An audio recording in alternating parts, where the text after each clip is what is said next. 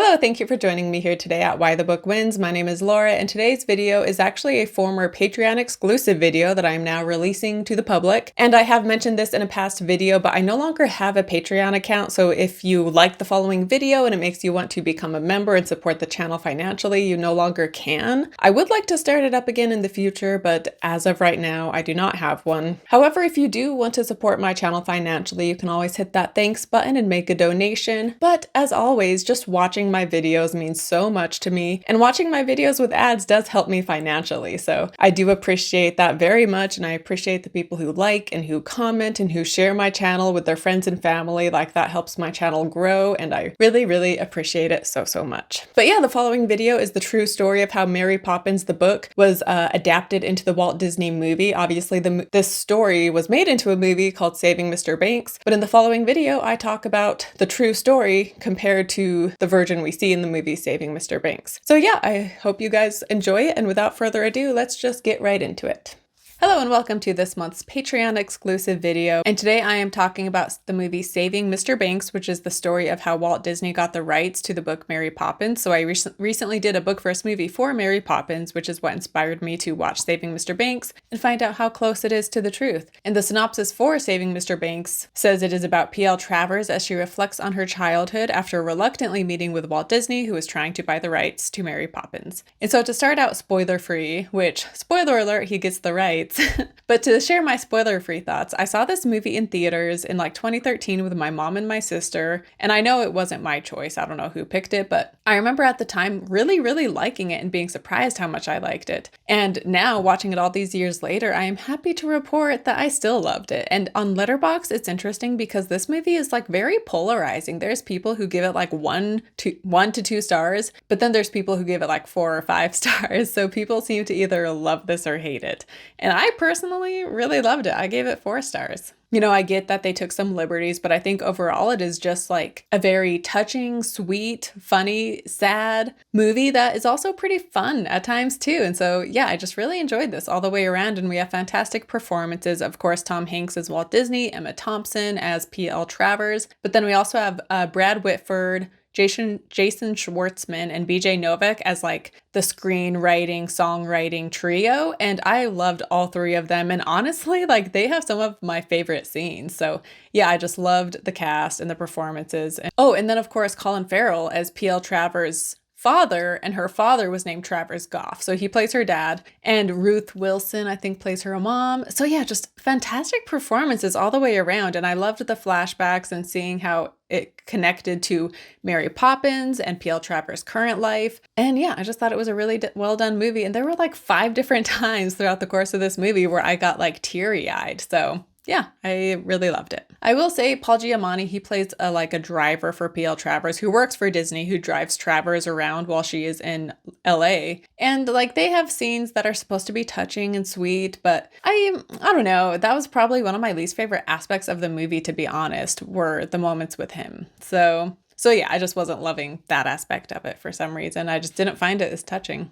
And now to compare it with the real story. So it really did take Disney 20 years to get the rights to this movie, because in like 1938 is when he first approached her, and the movie didn't get made until the 60s. However, when he flew her out to California in real life, he already did have the rights, but she had script approval, so they had to fly her out to get her approval for the script. But yeah, in the movie, like, there's so much pressure and everything hangs in the balance because they don't have the rights yet. Whereas in real life, he already did have the rights, so that was secure. It was just dealing with her critiques on the script. And then the movie has, a climactic scene where Walt Disney flies to England because she is mad and she leaves LA. And so Disney flies to England to go talk to her and convince her to give him the rights, essentially. And this did not happen. Disney never flew to England. They did talk on the phone.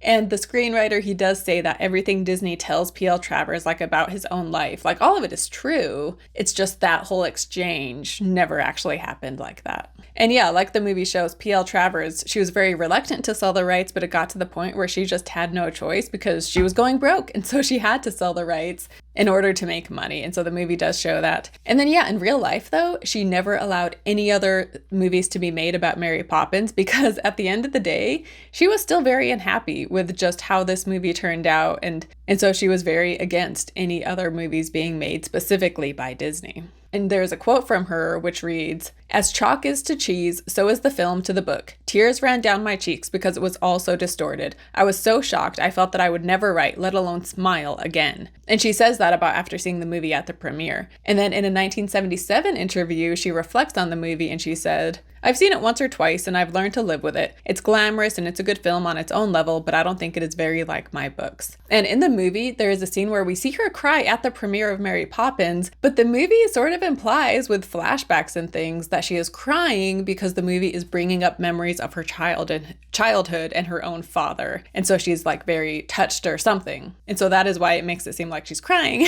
But as you see in that quote, that was a letter she wrote to her lawyer. So obviously she said she was crying because she just disliked the movie so much and Mary Poppins was so personal to her, and so she was crying because she just couldn't stand what they had done to her character. And then, as I said, in book and movie she had script approval, so she was able to go over the script, and when she saw that they wanted to sing in the movie, she was very against it being a musical. However, in the movie she is won over by the song "Let's Go Fly a Kite," and so in that moment they play the song for her and she even starts to like tap her foot, and so they get her to dance and then she's singing along with them, and it's a great scene and I loved it, where she finally is like, wow, like, okay, yeah, like I'm on board with the music now. I may not like all the songs, but I'm okay with it. Whereas in real life, she was won over by the music. However, it was "Feed the Birds" was the song that won her over, not "Let's Go Fly a Kite." Apparently she did not like that one in real life. The movie does show one of the songwriters playing "Feed the Birds," and Walt Disney hears it and he comes in and he's like, wow, like, that's a good one.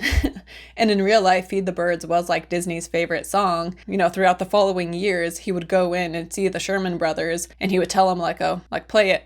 Casablanca, play it for me, Sam. Anyway, so he did love that song and he would often go to them and have them play it for him when he was just like, feeling down or whatever. But yeah, in the movie, like I said, we see "Let's Go Fly a Kite" being what wins P.L. Travers over, but really it was "Feed the Birds." And yeah, again, I just loved that scene with "Let's Go Fly a Kite" in Saving Mr. Banks. I also love that scene at the end of Mary Poppins too. So you have the emotion of knowing that scene in Mary Poppins and all of what that means with the characters, but then the emotion of seeing it in Saving Mr. Banks, I just really loved too. And there's a part where she goes to stand behind them playing the piano and she puts her hand on Jason Schwartzman's shoulder, and like the surprised look he gives to whoever's standing by him was just such a great look. And yeah, I just loved that scene so much. I don't care if it didn't really happen. I loved it. But then P.L. Travers, though, she never was won over by the fact of there being animation in the movie. But Disney was kind of sneaky because he gave her script approval. And so she saw, that there were scenes with animals in the script or whatever, but she went ahead and approved it. And then when she saw like one of the early cuts of the film, after she saw it, she was like, okay. And she turns to Disney and goes like, okay, so like when can we start cutting it and talking about what we want to edit out? But she did not have editing rights. So her rights stopped at script approval. And so once she approved the script, she could do nothing else. And it didn't matter if there was something she wanted cut or changed in the final movie, because they legally did not have to listen to her at that point. They only had to listen to her as far as the script. So I don't know if she like just wasn't aware or what, or if Disney tricked her, but yeah, she wanted to make further changes, but they were like, sorry, we don't need to listen to you anymore. But to talk about her childhood, which is of course a big part of this movie. So as we see, she was raised in Australia. Her mother came from like an affluent family, but then I think it was due to issues with her husband not being able to keep a job and such. They ended up having to move, and they moved to, middle of nowhere Australia. And the father was a bank manager, but like he ended up being demoted to bank clerk because he was just kind of unreliable and he struggled with alcoholism, as we see. And in both, he ends up dying at a young age. On one article, I read he died of influenza, but then another article said he died of tuberculosis. So I'm not really sure which one. But he was in his early 40s, and Travers, which the father's name is Travers. But when I say Travers, I'm talking about P.L. Travers. So P.L. Travers, she was 7 when her father died. And yeah, he was someone that she was very close to, and he was very imaginative, as we see in the movie. And there's a really touching scene where she's talking to him and she says how like, when I grow up, I want to be like you. And of course, like he has a lot of self-loathing. And so he tells her like, don't be like me. And like I said, he was very imaginative, and the mom was more serious and stern. And so just how that impacted her, especially, looking at it from the movie's perspective, which in real life, she was a difficult person to deal with. So, seeing her father, who was so fun and imaginative, ultimately he died and he left his family destitute. And so seeing how like, wow, like in the movie, there's a part where she tells them like, hey, Mary Poppins isn't someone who hides the harsh realities of life from children. Like she she doesn't try to hide that from them. And so, you know, growing up with a father like that and in that situation, you could see why she feels that way, right? Because up until she was 7, maybe she thought life was better than it was. And then suddenly her dad dies, and suddenly like her mom tries to commit suicide, and just the harsh realities of life show up, and she probably felt unprepared for it. And it was at such a young age too. But yeah, in the movie, we see her mom try to commit suicide, and that did happen in real life as well. But in real life, it didn't happen until after the father died. Whereas in the movie, he's like sick, but he hasn't died yet. And then after the suicide attempt, P.L. Travers' aunt shows up and she helps them, you know, get the house in order. And so she definitely helped inspire Mary Poppins because she shows up, helps them get their life together, you know. And she was just like a very stern, formidable woman, which is how Mary Poppins is in the book. Maybe not in the movie, but yeah, in the book she was much more stern. And yeah, even though that whole scene with Disney in England didn't actually happen, I do like when he's talking to her and he's like, you thought I would disappoint you before we even met, and so you made sure that I fulfilled, like self-fulfilling prophecy, right? Like you believe people will disappoint you, and so because you believe it so much, you end up making that happen, right? And he tells her like the only person who hasn't disappointed you is Mary Poppins,